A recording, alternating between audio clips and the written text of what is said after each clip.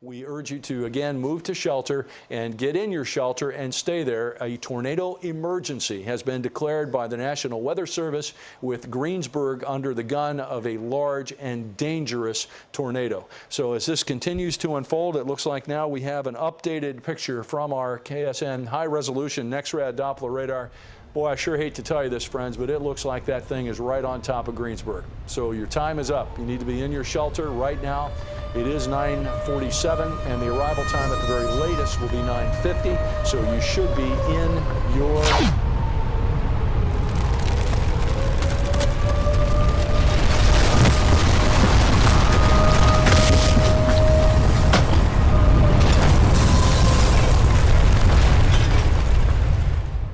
On May 4, 2007, a 1.7-mile wide ef5 tornado completely leveled the small town of Greensburg, Kansas. The damage was unimaginable and 11 people were left dead. As tragic as this was, this storm was far from being over, and the Greensburg monster would not even be the most impressive thing about it. This singular storm would go on to produce at least 22 separate tornadoes, including at least one tornado that was bigger and likely stronger than even the Greensburg ef5. This is the story of the May 4th, 2007 tornado machine. The story of the Greensburg supercell begins roughly 5 days before, on April 30th. On this day, forecasters at the National Weather Service began to notice the possibility for a severe weather outbreak to occur during the back end of the first week of May. In turn, they issued their first outlook on this day, which highlighted a large area consisting of 5 states. On the next day, that highlighted area was narrowed down slightly to this area. On May 2nd, a slight risk was introduced with a 15% chance of severe probabilities. On the next day, the slight risk stayed, but the risk had been increased to 30%. And by the morning of the event on May 4th, the National Weather Service pulled the trigger and upgraded to a large moderate risk area with a 15% chance of strong tornadoes in the bullseye. When we take a look at what atmospheric conditions were at play to allow for this risk, we find a classic severe weather setup. At 500 millibars, or roughly 20,000 feet, a relatively strong trough began to eject into the plains, bringing with it 30 to 50 knot winds. Much lower in the atmosphere at 850 millibars, or just a few thousand feet off the ground, low-level winds were forecasted to be minimal for most of the day, until the low-level jet was forecasted to kick in around sunset. The low-level jet is a near-daily occurrence during the spring and summer, when low-level winds in the atmosphere significantly increase around and after sunset. This is typically caused when the upper levels of the atmosphere cool as the day goes on, which causes a pressure gradient between the cool upper atmosphere and the warmer lower atmosphere. This pressure gradient then results in strong winds flowing from the cool air to the warmer air. This particular low-level jet turned out to be extremely strong, with winds approaching 60 knots at the peak. This would end up going on to supercharge what was about to happen later. In terms of temperature, values rose well into the mid-80s, and dew points also approached 70 along a sharp dry line that had now formed. There was also plenty of energy for thunderstorms, also known as CAPE, in the atmosphere, with values rising well past 4,000 joules per kilogram and even approaching 5,000 joules per kilogram in certain spots. The craziest thing about this setup, though, as classic as it was that it wasn't even the day that people were most concerned about. The following day on May 5th looked to be a much bigger day, and spoiler alert, it was, at least in terms of the amount of tornadoes that occurred. The one big question on May 4th, though, was how many storms would actually be able to form. You see, there was a strong cap in place for most of the day, which would significantly hinder storms from forming. A cap is simply a warm layer of air a few thousand feet up from the ground that inhibits thunderstorms from forming. In an ideal world, for storm chasers at least, a moderately strong cap can actually be a good thing, where it only allows the strongest of storms to develop and keeps everything organized and isolated. However, if the cap is too strong, then storms potentially might not be able to form at all. That was the big question mark on this day, but the cap on May 4th was forecasted to weaken as the day went on, so it was likely just a matter of how long and where storms would be able to finally develop. In reality, the first storm of the day formed along the Texas and Oklahoma border around 5 p.m. and slowly drifted northeast. Shortly after forming, the storm split into two, with the left split now heading almost due north.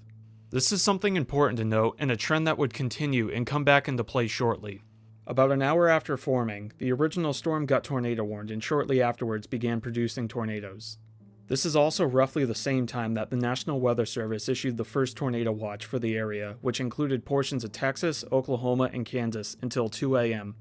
This storm ended up producing an amazing tornado in Ellis County, Oklahoma, and if not for what was about to happen in just a few hours, likely wouldn't have been so overshadowed. After producing a couple of tornadoes, the Ellis County storm started to weaken as it produced yet another left split that began following in the footsteps of the original one. Although it was unknown at the time, this particular storm was the beginning of one of the most iconic storms in American history.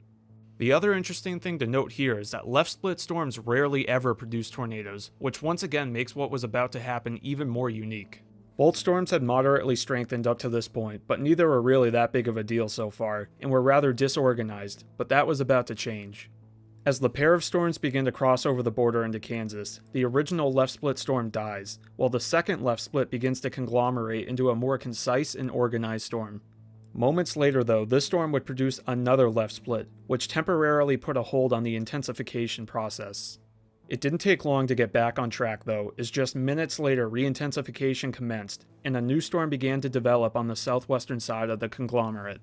This storm quickly began exhibiting tornadic characteristics that none of the other left splits had seen so far, and just 40 minutes after forming was ready to produce its first tornado of the evening.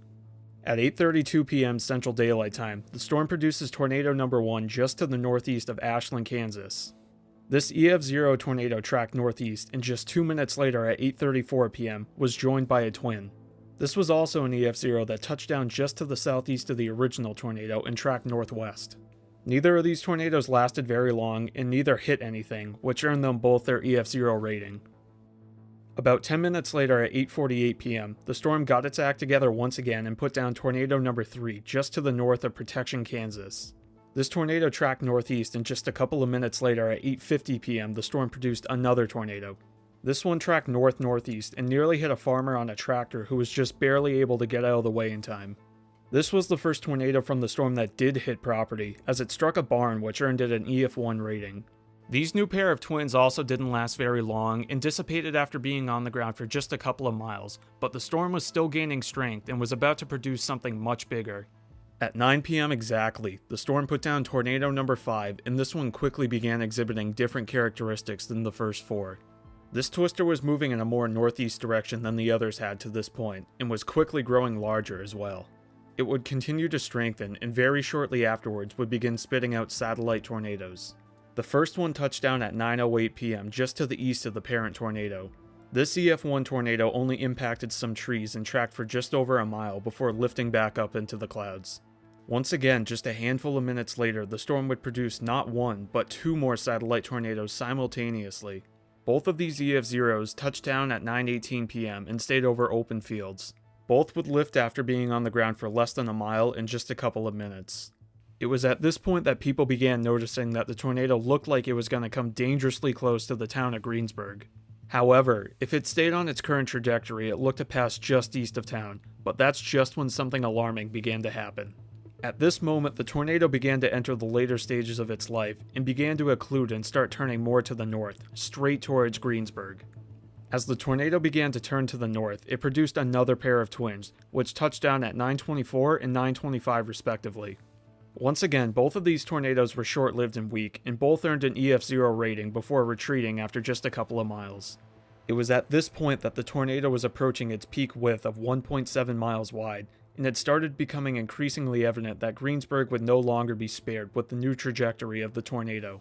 It was at this moment that the National Weather Service in Dodge City, while watching radar trends and getting phone calls from chasers describing what they were witnessing, decided to upgrade the already ongoing tornado warning to an extremely rare tornado emergency for Greensburg.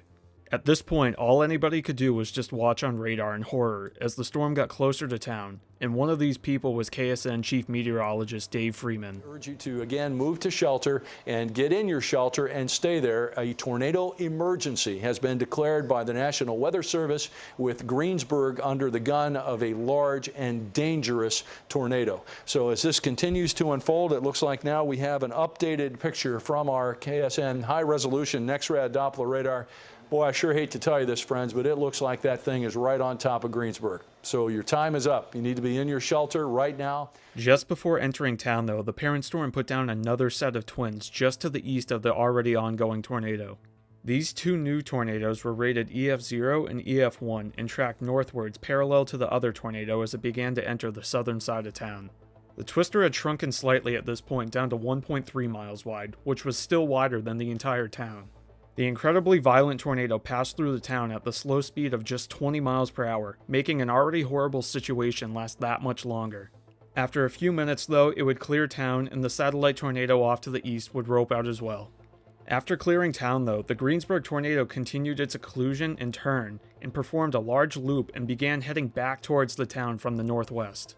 Fortunately though, just when it looked like it might hit the town once again, it finally lifted in a field just northwest of town. At roughly the same time and just to the northeast of town, the storm finishes its cycle and produces another tornado. This one touched down at 10:03 p.m. and tracked northeast, and also quite rapidly strengthened and expanded. This new tornado looked to be taking another dangerous course though, as it looked like it would come very close to the town of Trousdale. Luckily though for town, the tornado began to occlude and started a hard turn to the north. Amazingly, the same thing that ended up dooming Greensburg would save the town of Trousdale. As the monster passed less than a mile west of town, it grew to a massive width of 2.2 miles wide, or a half a mile wider than Greensburg was at its peak. There's no way of knowing for certain, but there's also a very good chance that this tornado might have even been stronger than Greensburg as well. As the tornado passed Trousdale, it continued its occlusion and weakening trend, while at the same time the storm was cycling again and ready to put down another monster to the southeast. This new tornado touched down at 10:39 p.m. and once again initially tracked northeast. Also, once again, this new tornado had an alarming course, which looked to aim directly for the small town of Hopewell. As Hopewell prepared to take a hit, the tornado made a slight turn to the east, which would ultimately save the town as it passed just a mile and a half to the east. Even though the town of Hopewell was able to breathe a sigh of relief, another person would not be as lucky. As the twister brushed past town, it hit a farmhouse and unfortunately killed one resident who was sheltering inside. The tornado safely passed the town of Hopewell, but now looked to be moving directly towards the town of Maxville, as another unfortunate situation was beginning to develop. At this time, Sheriff Robert Buckman of the Maxville Police was made aware of the approaching tornado and headed out of town to try and storm spot and do anything he could to help as the tornado approached his town. As the tornado grew close to Maxville though, it continued its hard turn and began dying just to the southwest of town. Unfortunately, while Sheriff Buckman was watching this tornado rope out, the storm quickly produced another tornado without him knowing. This new tornado touched down at 11:34 p.m. to the southeast of the dying tornado and moved northeast. It quickly grew in size and intensity and just moments later hit Sheriff Buckman, who never saw it coming and didn't have time to react. His car was thrown 1/4 of a mile away and he was found in a field, and unfortunately he would end up passing away several days later from the injuries he received. Just like the previous 3 tornadoes, this one quickly intensified and grew to almost a mile wide. It reached its max width fairly early on in its life and started shrinking in size shortly thereafter. As it began to shrink, it also started changing directions and began traveling more northwards, as it continued to follow the trend of occlusion that we'd seen with the other tornadoes, and it would eventually rope out just to the west of the town of Hudson. At this point, the clock had passed midnight and the supercell was still trudging on. It looked to be getting slightly more disorganized, but it was not done producing tornadoes just yet. At 12:28 a.m. and just to the north of the town of Hudson, the storm produced its next tornado. Although the storm was still producing tornadoes, it was showing signs of weakening, and this was not nearly as significant as the last 4. It would track almost due north for roughly 6 miles and would produce no more than ef1 damage. The next 2 tornadoes would be extremely brief and weak, with one touching down at 12:48 and then at 12:55 a.m. Both were rated as ef0s and were on the ground for less than a mile in just a minute or 2. After these 2 tornadoes lifted, there was actually a grace period of about half an hour that surely made people wonder if this cyclical supercell had finally run out of gas. However, just when people may have thought that the nightmare was finally over, the storm proved otherwise. As the storm passed over the town of Ellenwood and approached Clapham, it produced another tornado. This strong ef1 touched down at 1:21 a.m. and tracked northeast. It tracked for 5.5 miles before eventually roping out just barely south of town. Immediately upon roping out, another tornado was produced just barely to the southeast of the origin point of the last tornado. This one formed at 1:28 a.m. and also tracked northeast and was also rated as an ef1.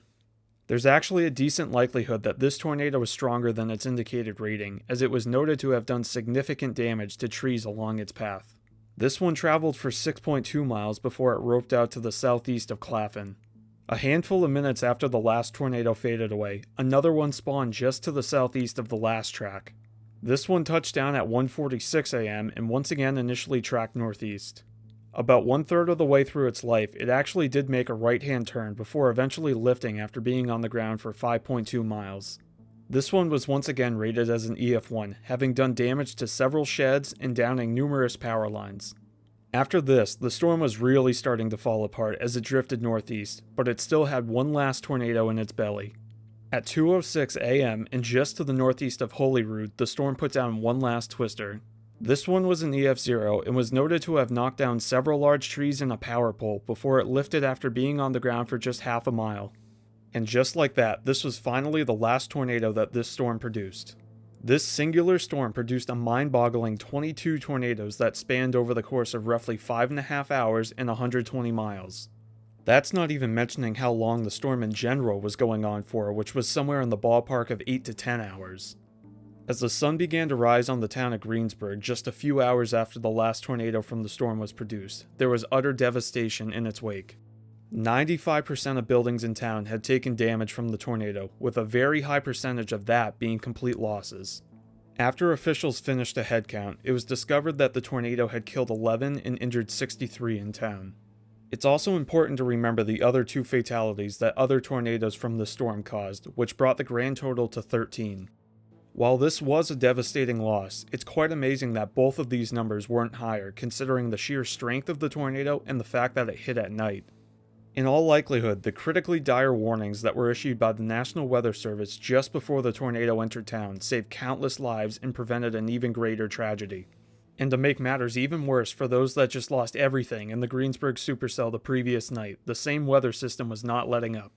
Remember that May 4th wasn't even the day that people were most concerned about, it was the next day on May 5th. On May 5th, an extremely rare high risk was issued by the Storm Prediction Center, with Greensburg and surrounding communities finding themselves in the crosshairs once again. The high risk included a 30% chance of strong tornadoes, which was essentially 2 times higher than the risk on the previous day. Unfortunately, all that residents could do was try to begin to pick up the pieces and keep an eye to the sky. As expected, storms formed in the mid-afternoon and quickly began producing tornadoes all over the Central Plains. Shortly thereafter, storms began passing over Greensburg, putting an end to the recovery efforts for the day when suddenly the worst fears began to come true. Just before 6 p.m. local time, a supercell that was heading in Greensburg's general direction became tornado-warned and dropped a tornado about 10 miles southeast of town.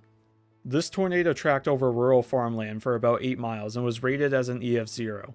This scare would not be the closest call though, as just an hour and a half later another supercell looked to be aiming for the town once again. At roughly 7:30 p.m., another tornado-warned supercell passed directly over Greensburg and put down another tornado less than 2 miles away from town. This ef1 tracked north-northwest for just a mile and a half before eventually lifting. Greensburg would get numerous other storms as the rest of the day and night evolved, but this was the last tornado scare and it was quite enough. By the day's end on May 5th, 91 total tornadoes were tallied, certifying it as an outbreak. On May 6th, the final part of a 3-day outbreak of severe weather was in order, and once again Greensburg was included in the festivities. Another moderate risk was issued with another 15% chance of strong tornadoes, which were the same probabilities as the first day. It looked more than likely that the activity was going to be centered east of town on this day, but it certainly wasn't convincing enough for residents to be able to carry on without having to worry about it. In reality, though, this turned out to be true, and even though Greensburg got more thunderstorm activity, it was not tornadic. Tornadic thunderstorms were not that far away, though, as a handful of tornadoes were produced near Medicine Lodge, Kansas, which is just 40 miles southeast of Greensburg. Only 14 tornadoes ended up occurring on May 6th, all of which were weak, though. On May 7th, the severe weather outbreak finally ceased, and a full-scale cleanup and recovery effort could finally begin. Damage surveyors were brought into town to try and classify how strong the Greensburg tornado was, and they had a new rating system at their disposal. The brand new enhanced Fujita scale was just put into effect 3 months prior, and this would be the ultimate test for it. Meteorologists and engineers meticulously surveyed every single building that was damaged and came to the conclusion that yes, this tornado produced ef5 damage to a handful of buildings in town. Estimated wind speeds in the funnel were calculated to be 205 miles per hour as it traversed the town. This was also a significant rating as it was the first ef5 tornado on the new scale and was the first f5 or ef5 tornado since the 1999 Moore f5 8 years prior. With recovery efforts now fully underway, it became very obvious that this would not be quick or easy, as a vast majority of the town would have to be completely rebuilt. While some residents opted to leave, others took this challenge as an opportunity. Over the course of the rebuilding process, the residents of Greensburg began taking their town name seriously and implemented cutting-edge climate-conscious designs with their new building developments. In addition to this, 100% of the electricity used in Greensburg today is generated by wind energy. In an amazing twist, the very thing that destroyed the town in the first place is now what makes Greensburg one of the greenest cities in the world. While Greensburg has successfully rebuilt in the 18 years since the tornado, it is still very obvious what once happened there. The town is not what it once was, and the population is only 50% of what it was in 2007, and there are still many empty lots visible around town. Either way, the Greensburg, Kansas story is a true testament to the resilience of people when faced with the absolute worst situation that anyone can imagine.